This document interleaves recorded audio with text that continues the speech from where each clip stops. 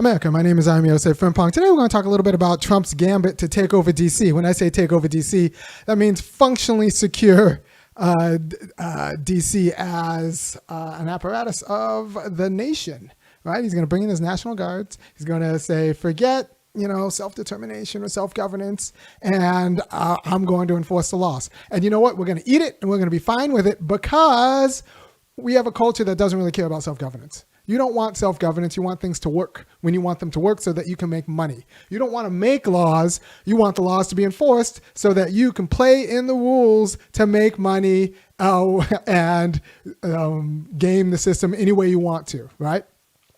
You don't want self-governance. We don't have a culture that respects self-governance. This is on the centrist Dems and the centrist right. We don't want to make laws. We want to play in the game. We want to win the game, make money in the game. Making laws is not as sexy, not as fun, and not as lucrative. Nobody wants to be an NBA referee, right? They want to be the NBA player. They want to make the $1 million.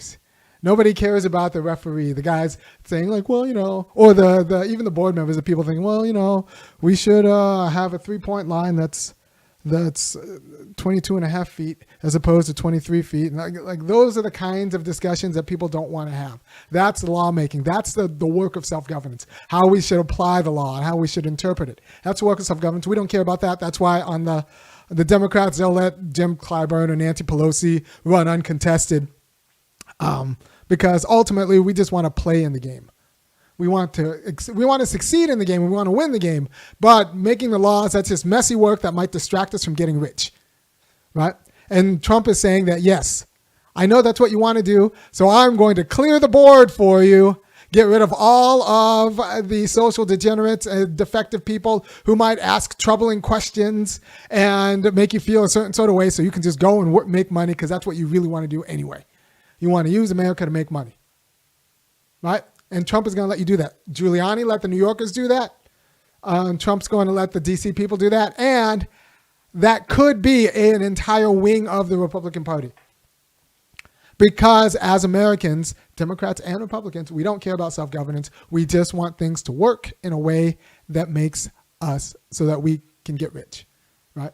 So the problem is in America, we make a lot of people who are one can call socially defective, maladjusted. To be well-adjusted in American society, you have to be a little bit broken. So it's not as if they're just broken in the wrong ways. So we have people who are broken in ways that are socially useful and accepted by America. That's Peter Thiel's and all of the billionaires with Asperger's that we pretend aren't problematic because, they make certain things that we like. They're broken in ways that we think that are okay. And then there are people who are broken in ways that we don't think that are okay. And we don't want that to have to listen to them or accommodate them in any way. We can accommodate the Elon Musks and Peter Thiels. We don't accommodate, others. So, instead of actually having a society that finds a way to make them socially useful and participate in all levels of both governance and civil society so that they can be useful in making money and also deciding laws. We don't want to share power with them and we don't want them to work for us. We just want them disappeared. And Trump is saying that I can disappear all of the social people that you don't want around. And Americans are not culturally equipped to say no to that deal. We are not culturally equipped to say no to that deal because we don't understand the role of society in creating a space where everyone can be useful, profitable, and you have to share power with them, so they should be like educated and responsible. And it's our job as a society to make that the case. So it doesn't really matter that DC's crime rate is, relatively low compared to its history. It doesn't matter. It doesn't matter. There are undesirables around, and in the United States, we kind of send all of our undesirables to the cities. So there are undesirables around, and we don't actually have a national project, because it has to be a national project, of making undesirables socially useful. So Trump's solution is to just scare them and, shoo them back to their hidey holes. If we could put them all in Gaza and bomb them, he could, and you wouldn't say anything about it. You would not say anything about it. And that's a problem. But we talk about shooting trash to the moon. We would do that with our socially undesirables, and you wouldn't say anything about it because we don't have a culture that actually understands that we need to make a society that secures those people jobs, and we need to share governing power with them, even if our GDP takes a hit.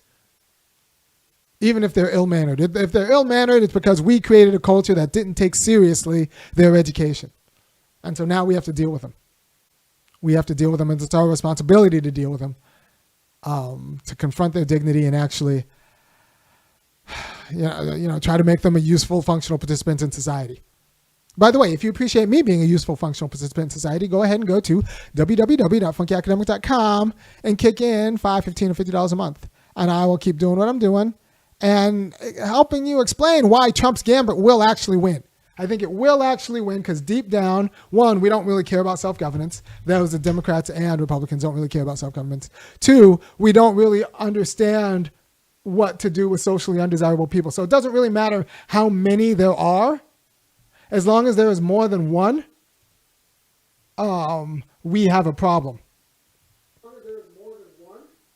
We have a problem.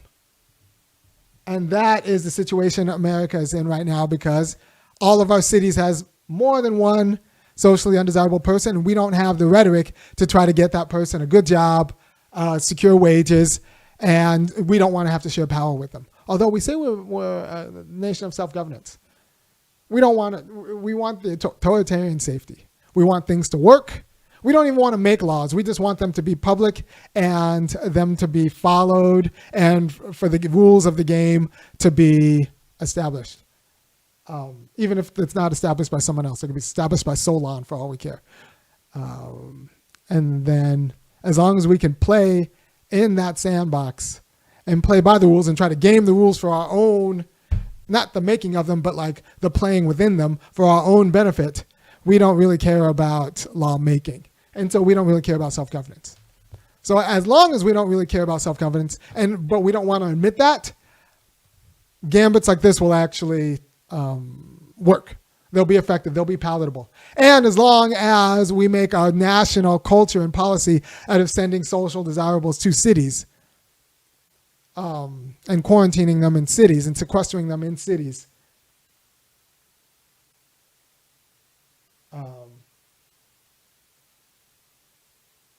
And then Trump and any sort of like authoritarian power can like license taking over cities. And this is going to, of course, it's going to disproportionately affect black people, but you have to understand the culture. The culture that a lot of responsibility of Black excellence or Jack and Jill Blacks play into about safety overall, right? At the expense of democracy, at the expense of self-governance, at the expense of actually securing people's rights and the conditions in order for them to actually realize those rights. So instead of securing these guys jobs, wellness programs so they can get off of whatever substance they've imbibed as a strategy to get away from, social pain. As long as we aren't making those kinds of conversations and having policies around that, we're not really serious about self-governance. So someone like Trump, as gauche as he is, can just come in and clean up your city like Giuliani did in New York. And you're not going to say anything about it because you really don't know why you shouldn't believe in it. Vaguely it's a bad thing to just kick out people who are homeless and don't have jobs. But you don't know why, as a matter of right, we need a public policy around securing them good jobs, and, houses. Right? Let's see what my chat has to say.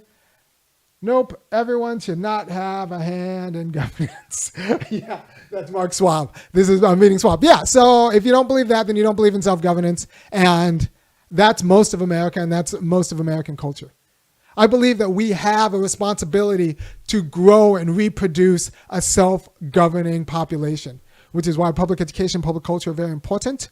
and why we have a responsibility to make the kind of people who we then share power with once they're autonomous and don't have to listen to us. Right? That's why I have a stake in your education, because your kids are going to govern with me and with my kids. I have a stake in your public education, and your education for the public, right? The black excellence, Jack and Jill quotes, the I got mine demographic, who have no problem with putting you and yours in prison because they got theirs. And that's why they could, appreciate Sister Girl Kamala Harris, who had, once again, they didn't have a problem with the fact that she made a whole job, an entire career. You can do many things as a smart black woman of Indian extraction in the United States. And she chose the one that included, supporting policies that put black people in jail. It's like you could do many things. You can do many things. And that's the one she chose. So, I don't know. And it's not like I said, a lot of black people of a certain generation became cops because that was the best job available for them. And I don't begrudge them that. And actually, a lot of them weren't the worst cops necessarily, because they only took the job because that was the best one available for them. They weren't power hungry or anything like that. But that's not Kamala Harris. She had other jobs available for her. And so she went into that just because, for the thrill of it.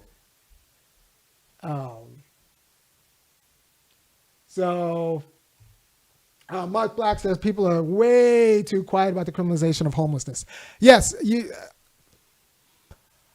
we're way too quiet about the fact of homelessness, right? So in order to be a functional American, to be in a self-governing society where you can actually participate in society, you need access to a home, right? So we need to look back and think about the conditions of homelessness and just have policies that functionally eradicate homelessness. They exist, right? We need policies that functionally secure people good jobs, no matter their skill level, even on-the-job training.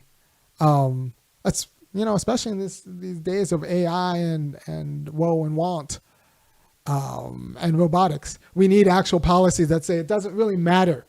We're going to find you a way to be useful, and we're going to pay you sufficiently.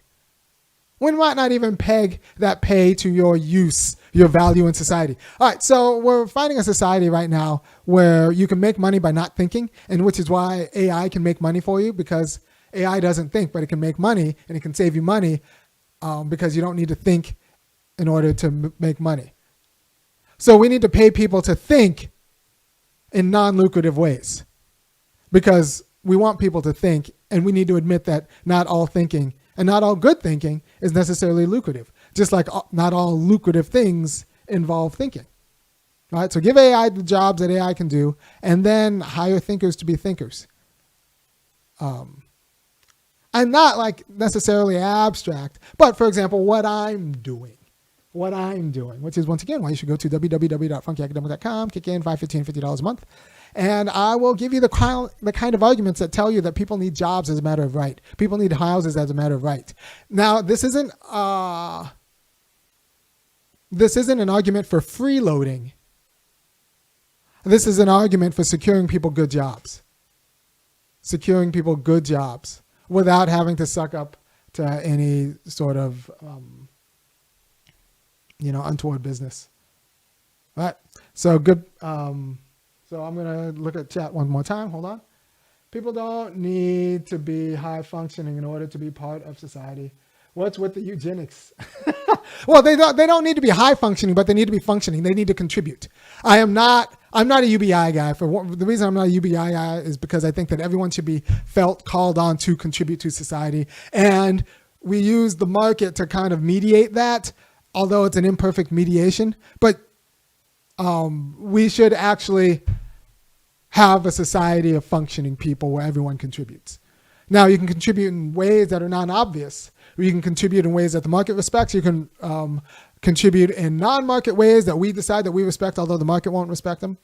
There are lots of ways to contribute, but I do think that part of what it is to be, not just be an American, but to be is to work in a way that contributes to the unity of society and the functioning of society. So I'm a federal job guarantee person. I think to be a part of this nation state, we need to guarantee you a good job. A good job. We can make you useful. Like, if people talk about AI, but if we wanted to, we can get class sizes down to 3. And that would be fine. If class sizes got down to 3 and everybody got like an IEP in class sizes, that would be fine. I would be for that and pay those teachers enough, right? So for the first 2 hours of the day, like a whole fleet of people would just go and work the morning shift, and that would be teaching kids math in groups of 3. And then they could leave, and then you get into the bigger classes to do like social studies or something that can handle a bigger class, right? We could radically change public education. Just imagine that, right? From 9 o'clock to 11 o'clock, you had like 3-person classrooms of like part-time teachers,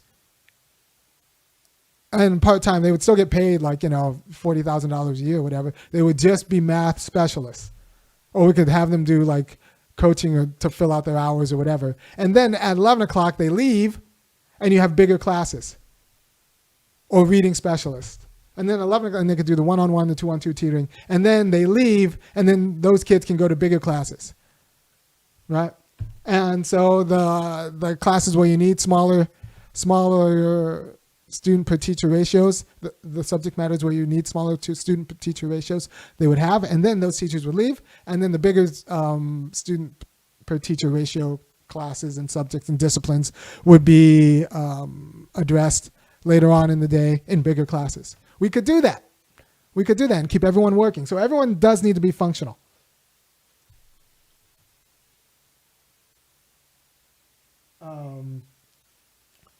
So everyone needs to functionally contribute to society. If you're not willing to do that, you're not willing to be an American.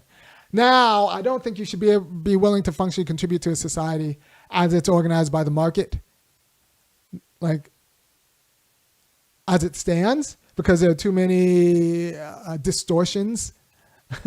Like there's a lot of work that needs to be done that's not honored by the market. For example, I'm one of those guys, like I said before, I want to pay parents for parenting the right way. There are lots of ways to parent, but in the United States, I need to parent in a way that actually teaches your kid how to read and do math. And so since you don't want to parent that way, that's fine. But if you do want to parent that way, I'm willing to give you $10,000 per kid if your kid passes the end of year proficiency test. And $20,000, $25,000 if your kid enters into kindergarten knowing basic phonics and numeracy.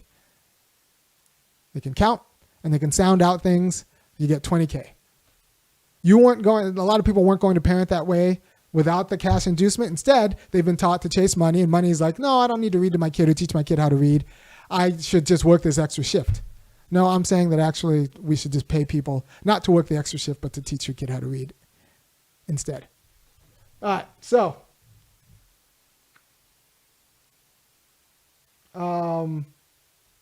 so we need to talk seriously about eradicating homelessness. It's possible. But we also need to talk seriously about what it takes to secure people good jobs as a matter of right.